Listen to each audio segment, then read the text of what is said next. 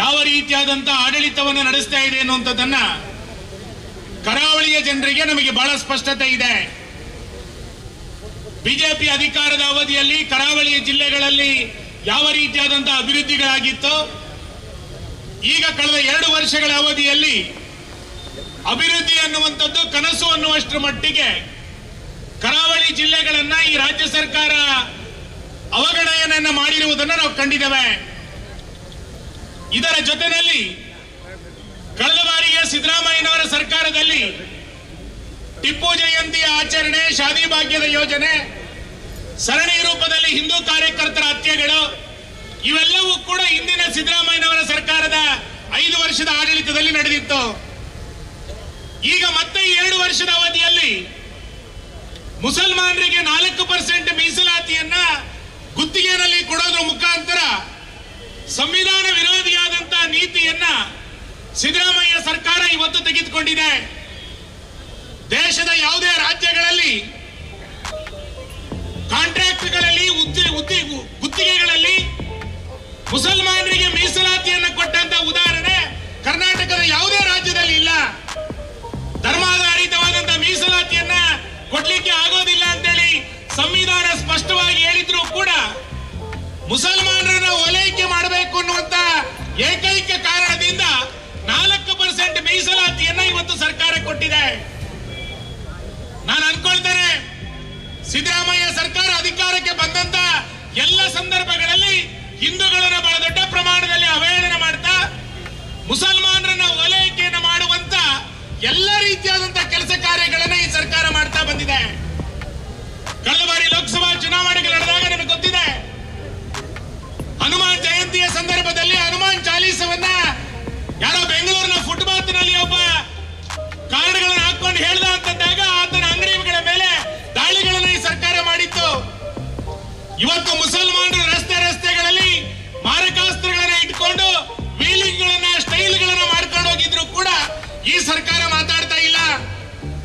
ಬೆಂಗಳೂರಿನಲ್ಲಿ ಹಿಂದೂ ಹೆಣ್ಣು ಮಗಳ ಮೇಲೆ ಮೊನ್ನೆ ರಾತ್ರೋರಾತ್ರಿ ಕೈ ಹಾಕಿದಾಗ ಈ ರಾಜ್ಯದ ಹೋಮ್ ಮಿನಿಸ್ಟರ್ ಹೇಳ್ತಾರೆ, ಇಂಥ ದೊಡ್ಡ ಸಿಟಿನಲ್ಲಿ ಇಂಥ ಘಟನೆಗಳು ಸಾಮಾನ್ಯ ಅಂತೇಳಿ ಮಾನ್ಯ ಗೃಹ ಸಚಿವರು ಹೇಳ್ತಾರೆ ಅಂತಂದ್ರೆ ಈ ಸರ್ಕಾರ ಯಾವ ರೀತಿ ಬೆತ್ತಲಾಗಿದೆ ಅಂತ ಗೊತ್ತಾಗ್ತಾ ಇದೆ. ಮುಸಲ್ಮಾನರನ್ನ ಓಲೈಕೆ ಮಾಡುವಂತ ನಿಟ್ಟಿನಲ್ಲಿ ಯಾವುದೇ ರೀತಿಯಾದಂತ ಕ್ರಮಗಳಿಗೆ ನಾನು ಮುಂದೆ ಇದ್ದೇನೆ ಅಂತೇಳಿ ಈ ಸರ್ಕಾರ ಇವತ್ತು ಹೇಳ್ತಾ ಇದೆ. ನಮ್ಮ ಜಿಲ್ಲೆನಲ್ಲಿ ಭರತ್ ಮೇಲೆ, ವೇದವ್ಯಾಸ ಮೇಲೆ, ಹರೀಶ್ ಪೂಂಜಾ ಮೇಲೆ, ಉಮಾನಾಥ್ರ ಮೇಲೆ ಎಲ್ಲ ಶಾಸಕರುಗಳ ಮೇಲೆ ಕೇಸುಗಳನ್ನ ಈ ಸರ್ಕಾರ ಇವತ್ತು ದಾಖಲಿಸ್ತಾ ಇದೆ.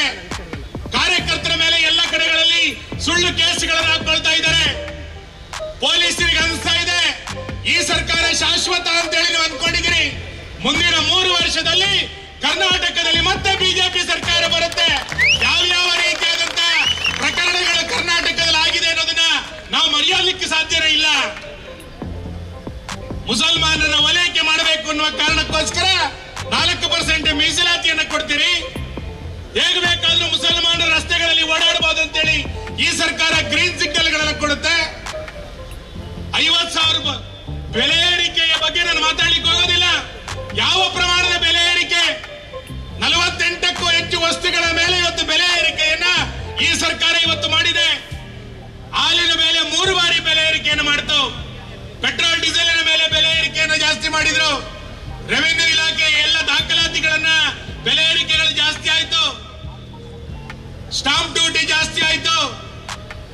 ಈ ರೀತಿ ಬೆಲೆ ಏರಿಕೆಯನ್ನು ಜಾಸ್ತಿ ಮಾಡೋದ್ರ ಮುಖಾಂತರ ಜನಸಾಮಾನ್ಯರ ಬದುಕದಲ್ಲಿ ಇರಲಿಕ್ಕೆ ಸಾಧ್ಯ ಆಗದಲ್ಲೇ ಇರುವಂತ ಪರಿಸ್ಥಿತಿಯನ್ನ ಈ ಸರ್ಕಾರ ಇವತ್ತು ತಂದೊಡ್ಡಿದೆ ಬಂಧುಗಳೇ.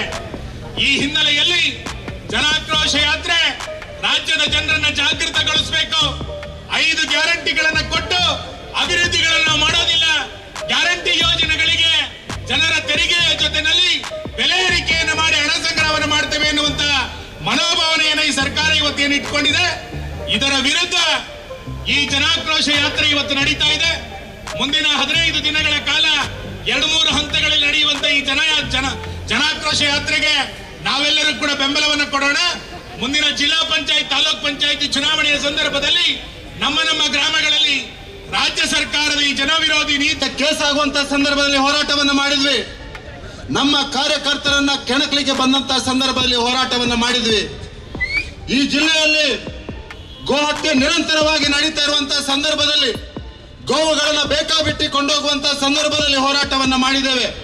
ಆದರೆ ಈ ದಪ್ಪ ಚರ್ಮದ ಸಿದ್ದರಾಮಯ್ಯ ನೇತೃತ್ವದ ಸರ್ಕಾರ ನಾಚಿಕೆ, ಮಾನ, ಮರ್ಯಾದೆ ಎಲ್ಲವನ್ನು ಬಿಟ್ಟಂತ ಸರ್ಕಾರ ಕರ್ನಾಟಕದ ಇತಿಹಾಸದಲ್ಲಿ ಯಾವುದಾದ್ರೂ ಬಂದಿದ್ರೆ ಅದು ಸಿದ್ದರಾಮಯ್ಯ ನೇತೃತ್ವದ ಈ ಕಾಂಗ್ರೆಸ್ ಸರ್ಕಾರ ಅಂತ ಅತ್ಯಂತ ಸ್ಪಷ್ಟವಾಗಿ ಹೇಳಲಿಕ್ಕೆ ಬಯಸ್ತಾ ಇದ್ದೇನೆ. ಬಂಧುಗಳು, ಈ ರಾಜ್ಯದಲ್ಲಿ ಹಿಂದೆಂದೂ ಈ ಇತಿಹಾಸ ಇರಲಿಲ್ಲ. ಸೋತ ಅಭ್ಯರ್ಥಿಗಳು ಅವರ ಲೆಟರ್ ನಲ್ಲಿ ಈ ಜಿಲ್ಲೆಯಲ್ಲಿ ಟ್ರಾನ್ಸ್ಫರ್ನ ದಂಧೆ ಮಾಡ್ತಾ ಇದ್ದಾರೆ. ಈ ಪೊಲೀಸರನ್ನ ಸೋತ ಅಭ್ಯರ್ಥಿಗಳು ಅವರ ತಾಳಕ್ಕೆ ಕುಣಿಸುವಂತ ಒಂದು ವ್ಯವಸ್ಥೆ ಈ ಜಿಲ್ಲೆಯಲ್ಲಿ ಯಾವತ್ತಾದ್ರೂ ನಿರ್ಮಾಣ ಆಗಿದ್ರೆ ಅದು ಈ ಸಿದ್ದರಾಮಯ್ಯ ನೇತೃತ್ವದ ಕಾಂಗ್ರೆಸ್ ಸರ್ಕಾರದಲ್ಲಿ. ಒಂಚೂರು ನಾಚಿಕೆ ಇಲ್ಲದಂತಹ ಸರ್ಕಾರ 4% ಅನ್ನ ಕಾಂಟ್ರಾಕ್ಟ್ಗಳಲ್ಲಿ ಮುಸಲ್ಮಾನರಿಗೆ ಕೊಡುವಂತಹ ದಾರ್ಶತನವನ್ನು ಮೆರೆಸುವಂತಹ ಸರ್ಕಾರ ಸಿದ್ದರಾಮಯ್ಯನ ಸರ್ಕಾರ ಶಾಶ್ವತ ಅಂತ ಅನ್ಕೊಂಡಿದ್ದಾರೆ ಇವರು.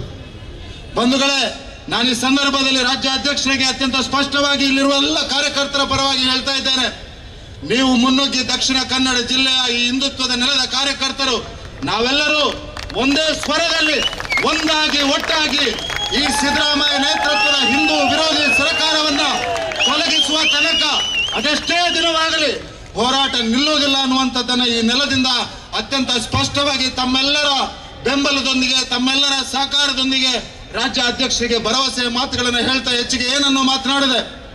ನಮ್ಮ ರಾಜ್ಯಾಧ್ಯಕ್ಷರು ನಮಗೆ ಮಾರ್ಗದರ್ಶನವನ್ನು ನೀಡಲಿಕ್ಕಿದ್ದಾರೆ. ಮುಂದಿನ ದಿವಸದ ಹೋರಾಟ ವಿನಂತಿಸ್ತಾ ಇದ್ದೇವೆ. ಸಭಾ ಕಾರ್ಯಕ್ರಮ ಈಗ ಪ್ರಾರಂಭ ಆಗಲಿಕ್ಕಿದೆ.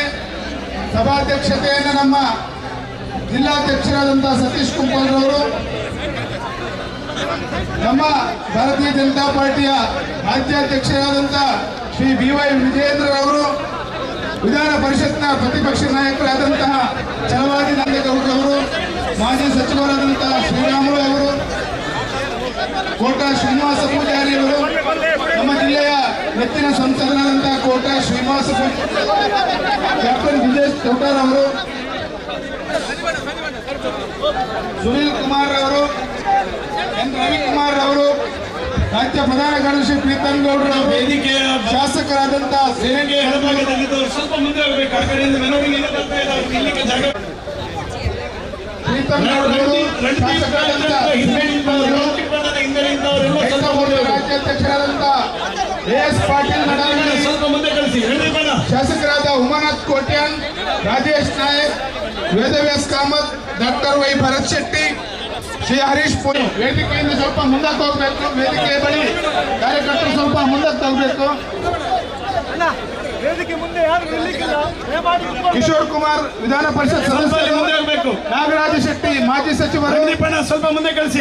ಎಸ್ ಸಂಗಾರ ಮಾಜಿ ಸಚಿವರು, ಕೃಷ್ಣ ಜೆ ಪಾಲೆಮಾರ್, ರಾಜ್ಯ ಕಾರ್ಯದರ್ಶಿ ಶರಣು ತಳ್ಳಿಕೇರಿ, ತಮ್ಮೇಶ್ ಗೌಡ, ಮಾಜಿ ಶಾಸಕರಾದಂತ ಜಯರಾಮ್ ಶೆಟ್ಟಿ, ರುಕ್ಮಯ್ಯ ಪೂಜಾರಿ, ಶ್ರೀಧರಣ್ಣ ಮುಂದೆ ಬರಬೇಕು, ಶ್ರೀಮತಿ ಮಲ್ಲಿಕಾ ಪ್ರಸಾದ್, ಸಂಜೀವ ಮಟ್ಟಂದೂರು, ಬಾಲಕೃಷ್ಣ ಭಟ್, ಮೋನಪ್ಪ ಭಂಡಾರಿ ಮುಂದೆ ಬರಬೇಕು, ಮುಂದೆ ಯೋಗೀಶ್ ಭಟ್, ವಿಭಾಗ ಪ್ರಭಾರಿಗಳಾದಂತಹ ಉದಯ್ ಕುಮಾರ್ ಶೆಟ್ಟಿ, ಪ್ರಧಾನ ಕಾರ್ಯದರ್ಶಿಗಳಾದಂತಹ ಪ್ರೇಮಾನಂದ ಶೆಟ್ಟಿ ಮತ್ತು ಯತೀಶ್ ಅರ್ವಾರ್.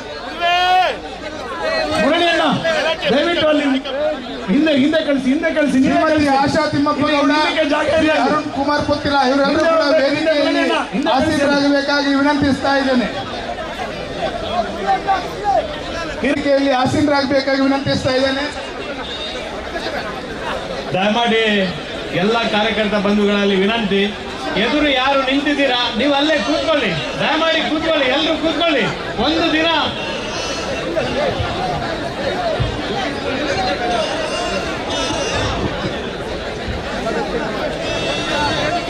ಒಂದ್ಸಾರಿ ಎಲ್ಲ ಜೋರಾಗಿ ಭಾರತ್ ಮಾತಾ ಕೀ. ಎಲ್ಲೆಲ್ಲಿದ್ದೀರಾ ಸ್ವಲ್ಪ ಜಾಗ ವಿಸ್ತಾರ ಮಾಡ್ಕೊಳ್ಳಿ, ಅಲ್ಲಿ ನಿಂತ್ಕೊಳ್ಳಿ, ಕೂತ್ಕೊಳ್ಳಿ, ಕಾರ್ಯಕ್ರಮ ಶುರುವಾಗತ್ತೆ. ಭಾರತ್ ಮಾತಾ ಕೀ. ಭ್ರಷ್ಟ ಕಾಂಗ್ರೆಸ್ ಸರ್ಕಾರಕ್ಕೆ, ಕರ್ನಾಟಕದಲ್ಲಿ ಹಿಂದೆಂದಿಗಿಂತಲೂ ಅತಿ ಹೆಚ್ಚು ಬೆಲೆ ಏರಿಸಿದಂತ ಸಿದ್ದರಾಮಯ್ಯ ಸರ್ಕಾರಕ್ಕೆ, ದೇಶದ್ರೋಹಿ ಸಿದ್ದರಾಮಯ್ಯ ಸರ್ಕಾರಕ್ಕೆ ಎಲ್ಲ ಅಲ್ಲಲ್ಲೇ ನಿಂತ್ಕೊಳ್ಳಿ, ಕೂತ್ಕೊಳ್ಳಿ. ನಮ್ಮ ಜಿಲ್ಲಾ ಅಧ್ಯಕ್ಷರಾಗಿರ್ತಕ್ಕಂಥ ಶ್ರೀಯುತ ಸತೀಶ್ ರವರು ಸ್ವಾಗತ ಭಾಷಣವನ್ನ ಮಾಡ್ತಾರೆ.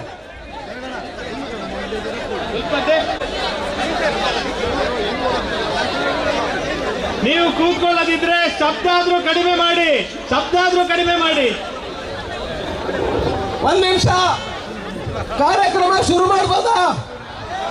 ಸ್ವಲ್ಪ ಎಲ್ಲ ನಿಮ್ಮ ಮಧ್ಯದಲ್ಲಿ ಮಾತಾಡೋದು ನಿಲ್ಲಿಸಿ. ಭಾರತ್ ಮಾತಾ ಕಿ. ಈ ಮೀಡಿಯಾದ ಮುಂದೆ ಇನ್ನು ನಿಂತ್ಕೊಂಡಿರೋರು ಕೂತ್ಕೊಳ್ಳಿ. ಮೀಡಿಯಾದ ಎದುರುಗಡೆ ನಿಂತ್ಕೊಂಡಿರೋರು ಕೂತ್ಕೊಳ್ಳಿ. ಸ್ವಲ್ಪ ಈ ಕಡೆ. ಈಗ ಸತೀಶ್ ಅವರು ಸ್ವಾಗತ ಮಾಡ್ತಾರೆ.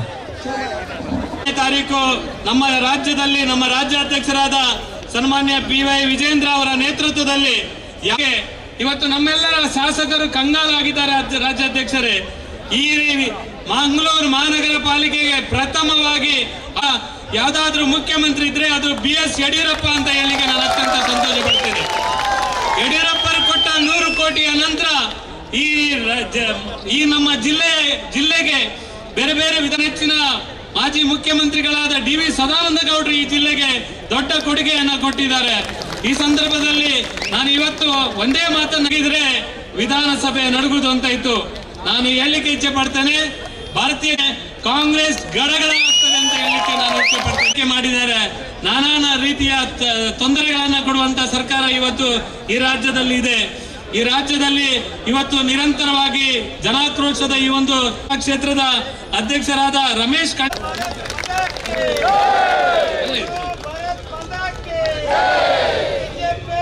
ದಕ್ಷಿಣ ಕರ್ನಾಟಕದ ಕಾರಣಿಕ ದೈವವಾಗಿರತಕ್ಕಂಥ ಕೊರಗಜ್ಜ ದೇವರ ಅನುಗ್ರಹ ಪ್ರಸಾದ, ಅದೇ ರೀತಿ ಮಂಗಳಾದೇವಿ, ಕದ್ರಿ ಮಂಜುನಾಥ ಸ್ವಾಮಿ ಮತ್ತು ಶರವು ಮಹಾಗಣಪತಿಯಿಂದ ಈ ಜಿಲ್ಲೆಯ ಅತ್ಯಂತ ಪ್ರೀತಿಯಿಂದ ಸ್ವಾಗತ ಮಾಡ್ತಾ ಇದ್ದೇನೆ.